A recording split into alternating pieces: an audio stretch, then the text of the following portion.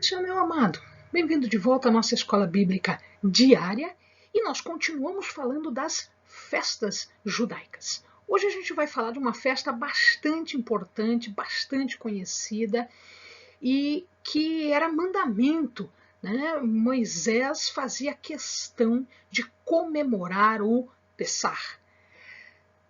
Pega a sua Bíblia, pega seu caderno de estudos, ore ao Senhor, peça a Ele discernimento, entendimento, sabedoria, conhecimento, peça a Ele proteção para que nós possamos nos aprofundarmos nas suas festas. Páscoa ou Pessah. Pessah vem da palavra Passor, que quer dizer passar por cima. Como assim passar por cima? O amado lembra que quando José foi para o Egito, livrou-se de fome, levou toda a família e tinha uma posição bastante elevada na corte egípcia. Com o passar do tempo, aqueles reis que conheciam José, que conheciam a família de José, na verdade não lembravam mais e fizeram daquele povo um povo cativo, um povo que trabalhava como escravo no Egito. E aí, quando vem Moisés, né, ele é comissionado por Deus para livrar o povo dele do cativeiro egípcio, porque Deus ouviu o lamento, ouviu as lágrimas, ouviu o choro do seu povo cativo.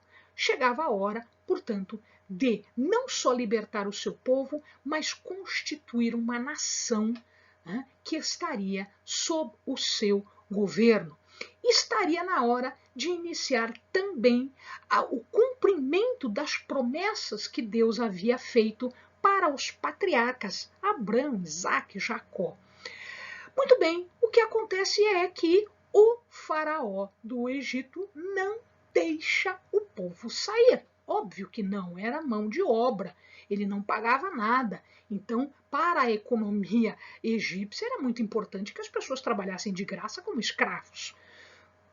Então, na verdade, o que teve que acontecer foram as pragas do Egito. A última praga foi a morte dos primogênitos. Antes da morte acontecer, Moisés foi instruído, e ele instrui o povo detalhadamente como eles deveriam fazer para não sofrerem a punição da última praga.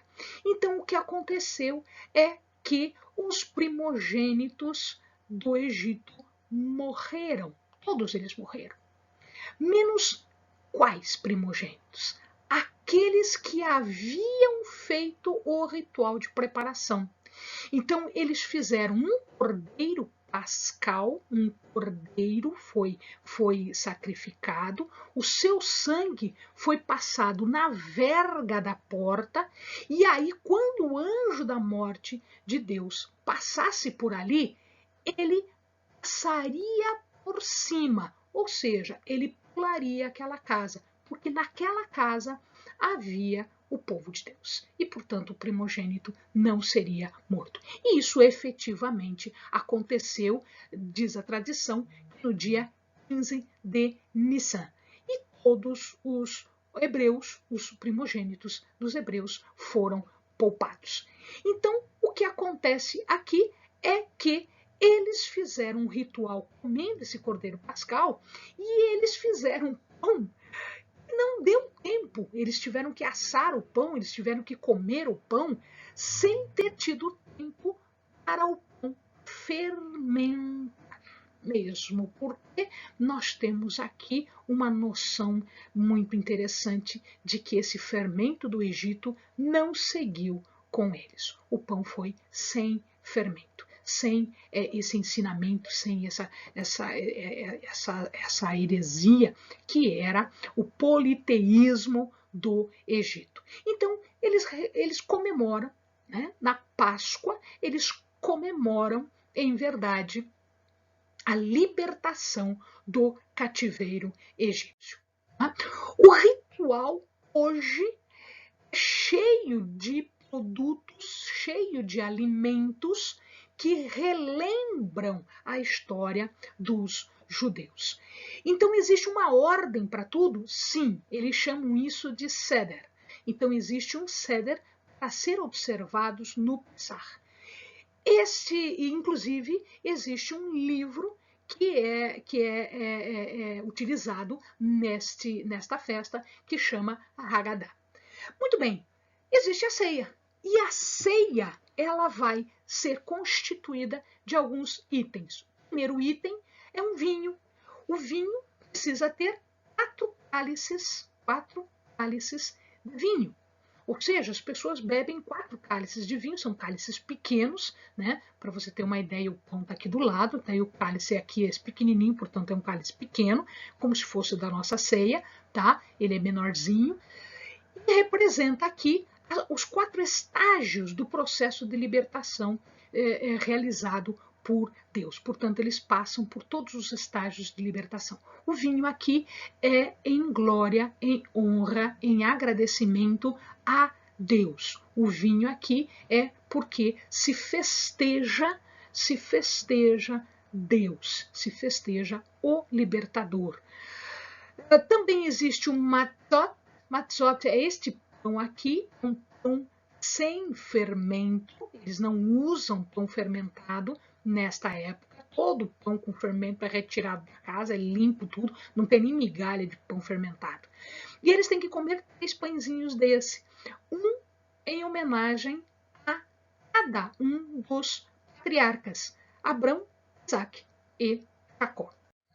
Depois é preciso ter também um carpaz, qualquer carpaz, qualquer vegetal verde, porque a Páscoa acontece na primavera e, portanto, o verde da primavera, o renascimento da primavera estará representado aqui por este vegetal verde, por esse carpaz. É preciso ter também o harosset. Harosset é uma mistura, é uma maçã picada, eles picam a maçã, ela é cortadinha em pedacinhos pequenininhos, tá? Junto com nozes, vinho, temperos, ou seja, é um tipo de um preparado que simboliza a argamassa que os escravos preparavam para fazer os tijolos no Egito. Maror são as ervas amargas. Então é preciso ter também nesta ceia o maror, as ervas amargas, que é o símbolo da amargura da escravidão. Então eles comem essas ervas simbolizando a amargura da escravidão. É preciso também ter o betzá, que é um ovo cozido, que é um símbolo de sacrifício festivo. Isso já era da época do templo. Então, isso foi incorporado depois. E, finalmente, o zeroa, que é um pedaço de osso chamuscado. Então, na mesa tem uma vasilha, está vendo aqui uma vasilha, e um pedaço de osso chamuscado. O que significa isso? Significa o cordeiro pascal, que foi sacrificado, que foi morto para a libertação do povo cativo no Egito. Depois nós vamos ver que Jesus assume, né, este lugar de cordeiro pascal, porque a sua morte aconteceu exatamente durante as festividades da Páscoa. E por último, meu querido, mas não menos importante, um copo de água salgada. Por que água salgada? Simbolizando as lágrimas do povo. Amém, querido? Bons estudos!